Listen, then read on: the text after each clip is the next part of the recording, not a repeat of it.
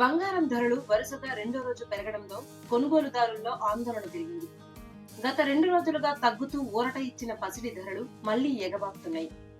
Iran పై America దాడి చేసే అవకాశాలపై ఊహాగానాలు, ఫెడరల్ రిజర్వ్ వడ్డీ రేట్లను తగ్గించకపోవచ్చన్న సంకేతాలు, అలాగే పలు దేశాలపై సుంకాల ప్రకటనలు ఇవన్నీ అంతర్జాతీయ మార్కెట్లో అనిశ్చితి పెంచాయి.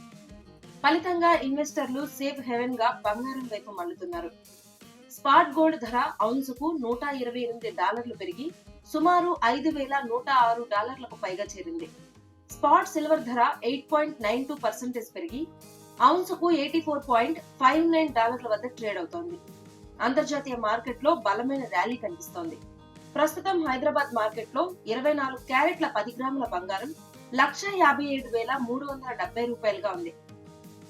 నిన్న $2,290 పెరిగింది. ఇవాళ అదనంగా $880 పెరిగింది. 22 క్యారెట్ల 10 గ్రాముల బంగారం ధర $144,250కు పెరిగింది. నిన్న $2,100 పెరగ్గా ఇవాళ మరో $800 ఎగబాకింది. కిలో వెండి ధర 2,70,000 పలుకుతోంది. నిన్న భారీగా 10,000 పెరిగిన వెండి ఇవాళ ఏ మార్పు లేకుండా స్థిరంగా కొనసాగుతోంది.